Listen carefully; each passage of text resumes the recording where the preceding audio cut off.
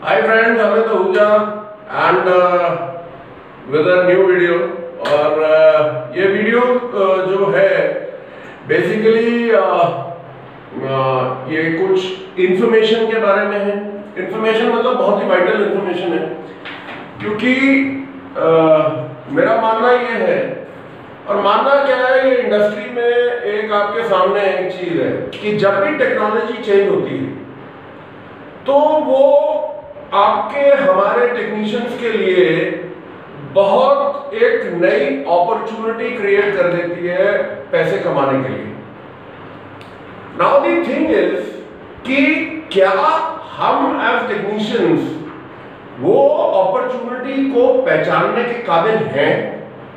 क्या हम उस अपॉर्चुनिटी को मतलब अपने उस टेक्नोलॉजी को और उस अपॉर्चुनिटी को ग्रहण करने के हम सक्षम हैं? Are we capable?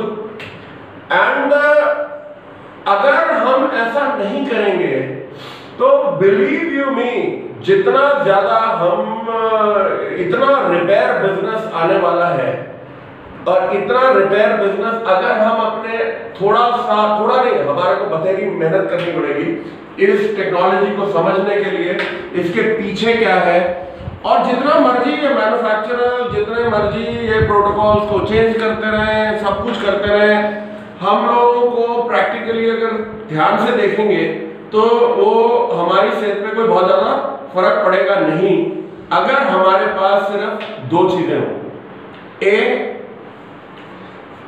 एक अच्छा स्कैन टूल, मैं ये दिखा रहा हूं तो ये इसका ये मतलब नहीं है कि सारे आपके, मैं ये कह रहा हूं ये एक्स टूल ही खरीदो, नहीं, any good scan tool, okay, जिसमें कि आपके नंबर वन, मैं पहले इसको दिखा देता हूं,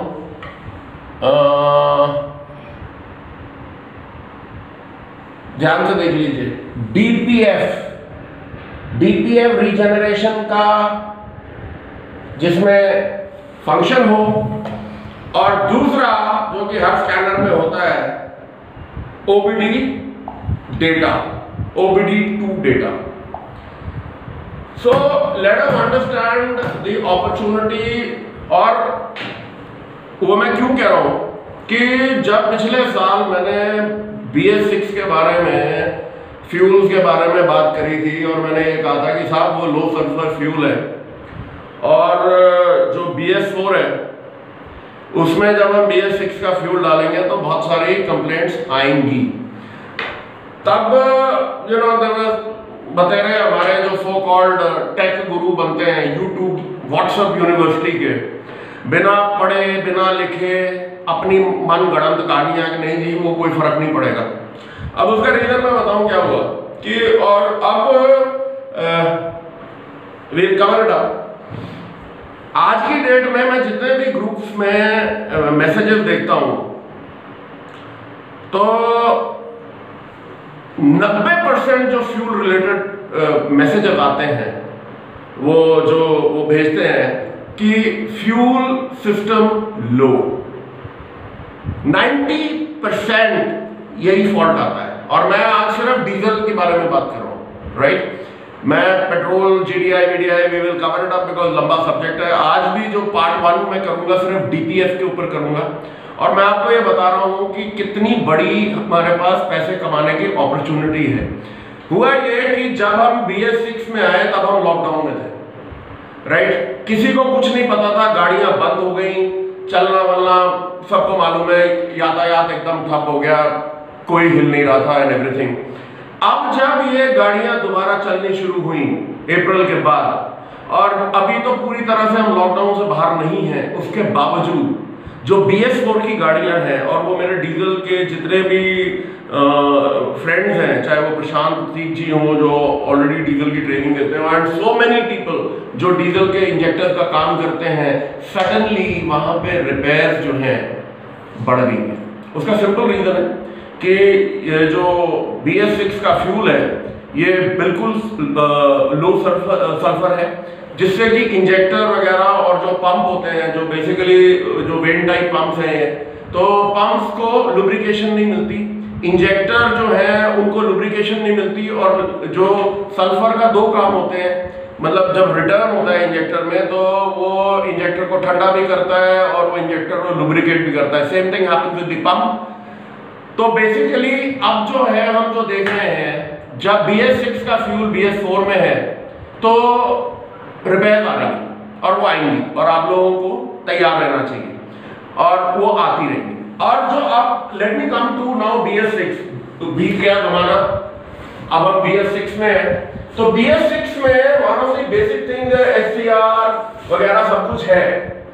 तो BS6 में आप लोगों को किन चीजों के ऊपर अपनी मास्टरी अगर आप कर लेंगे तो आप मान के चलिएगा कि ऐसी कोई गाड़ी वगैरह और ये सिस्टम इतने पेइंग है कि आपको कोई दिक्कत आने वाली नहीं है किसी भी लेवल पे। बाद में बहुत सारी चीजें हैं, internet on things, IoT on things and everything, वो हम लेटेस्ट स्टेज कवर करेंगे। Let's get to BS6 diesel engine.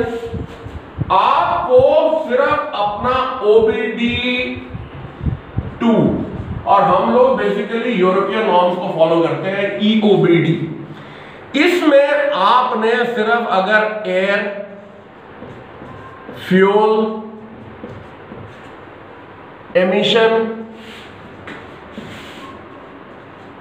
And temperature, अगर ये 4 फैक्टर्स की मास्टरी कर ली और ये आपको OBD2 डेटा में मिल जाएगा। और आपको इन गाड़ियों में BS6 में देखना भी OBD2 में है। प्लीज और पहले जेनेरिक में जाओ, स्ट्रेट अवे मैन्युफैक्चरर्स में मत चले जाओ, जेनेरिक में जाओ और इधर ही आपको ये सारी चीजें मिल जाएंगी। और इसके हर चीज में मतलब मैं डिटेल में we will cover it up one by one. तो अगर ये 4 चीजों की, मैंने यही बोला, मास्टरी, मैं ये नहीं कह रहा हूं कि आपकी जानकारी होनी चाहिए, आपकी मास्टरी होनी चाहिए इस चीज में, तो कोई दिक्कत नहीं है। अब ग्रुप्स में आता है साहब, ऐसा है कि ये गाड़ी है 2020 बोलेरो और ये रुक गई है। तो जो SCR का कोड था जिसमें कि बेसिकली AdBlue खत्म हो गया था, उसमें वो गाड़ी ने लिख दिया ignition have been disabled, starting has been disabled। now जो सेकंड सबसे बड़ी चीज है और जो बिल्कुल रिपेयर में आनी है और लगातार आती रहेगी, वो है आपका DPF, डीजल पार्टिकुलेट फिल्टर। अब डीजल पार्टिकुलेट फिल्टर आपकी हर गाड़ी में लगा हुआ है और डीजल पार्टिकुलेट फिल्टर जो है बेसिकली सस्पेंडेड पार्टिकल, जो बेसिकली हम बोलते हैं पार्टिकुलेट मैटर, जो सूट होता है काला काला, जो कि डीजल का एक बाय प्रोडक्ट है, वो सूट को वो एक फिल्टर में वो रखता है और उस फिल्टर को बेसिकली हमारे को अगर वो चोक हो जाता है तो आपके वहां पे लाइट जल जाएगी आपकी, या तो पिकअप बिल्कुल लो हो जाएगा, 40 से ऊपर गाड़ी भागेगी नहीं, या गाड़ी बंद ही हो जाएगी, वो बंद कर देगा ECM की आगे डैमेज ना हो। इट्स अ ह्यूज सेटअप और मैंने DPF के ऊपर काफी बड़ा वीडियो करा हुआ है, तो जिन लोगों ने देखना है देख लो। अब DPF को अगर हम लोगों ने रीजेनरेट करना है तो वो 3 तरीके से होता है। One is passive. पैसिव क्या होता है कि ECM जो है और ये जो रीजेनरेशन के मेथड्स हैं किस तरीके के हैं, ये मैं वीडियो नंबर 2 में लूंगा।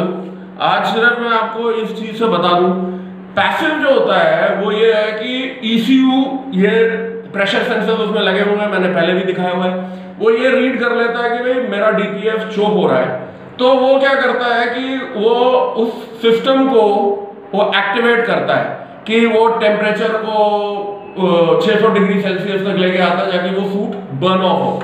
पैसिव में चक्कर क्या है कि पैसिव आपका, जब आपकी ड्राइव साइकिल, जो ड्राइव साइकिल है वो आपको कम से कम ये मान के चलिएगा कि continuous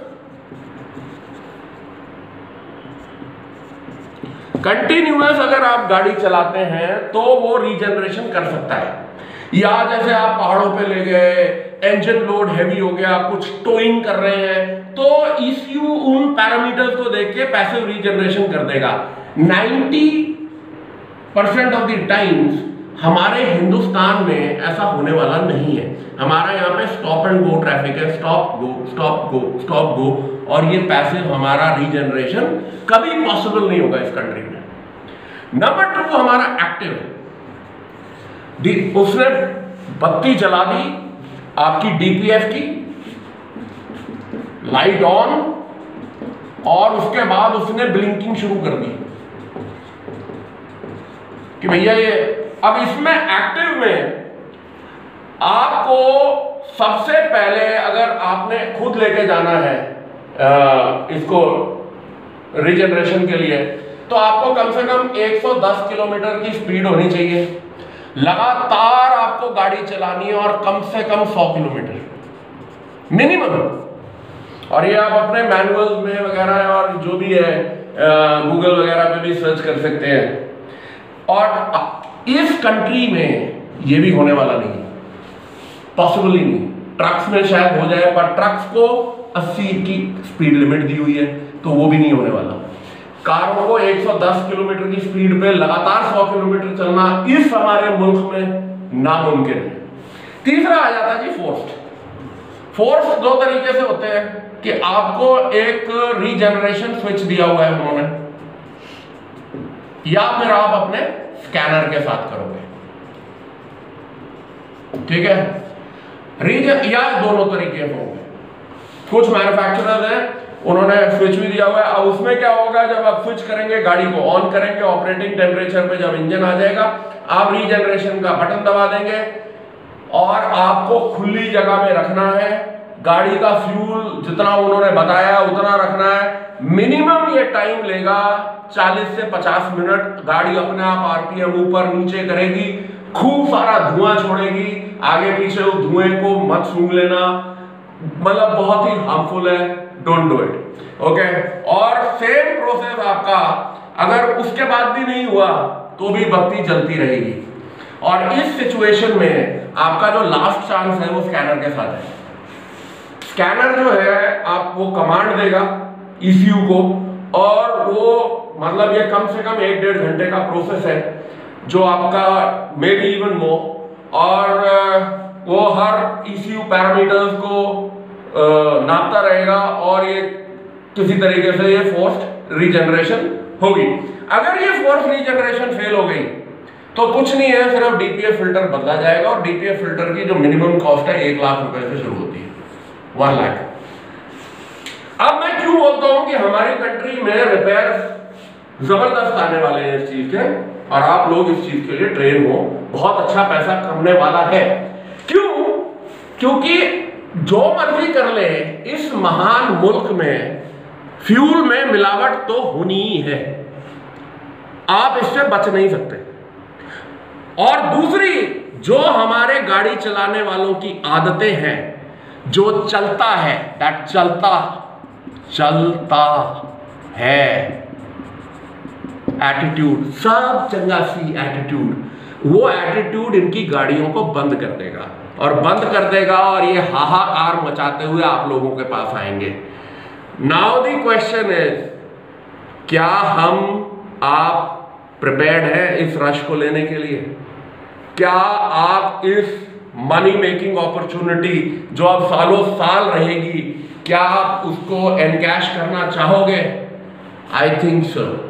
So till we meet again with part number 2, इस वीडियो को we will take it forward। Components कौन कौन से इन्वॉल्व है, क्या क्या करना है, किस तरीके से आप अपने आप को अपग्रेड करना है। माय फ्रेंड्स, मेरा जो पर्पस होता है वीडियो बनाने का, वो एक ही सिंपल पर्पस होता है कि जो टेक्नोलॉजी है वो मेरे हर टेक्नीशियन भाई के पास पहुंचे। मैं कोई अपने आप को मैं ये कर लूंगा, मैं ये कर लेता हूं, मैं ये टूल इस्तेमाल कर लेता हूं और ये मैं YouTube में वीडियो दिखा दूं कि हाँ जी मैंने गाड़ी फिक्स कर दी। ना आप कुछ सीखे, ना मैंने कुछ सिखाया, वाह वाह वाह वाह चलता रहा। तो ये मेरा काम नहीं है। So till we meet again with the next video, cheers, take care, bye bye.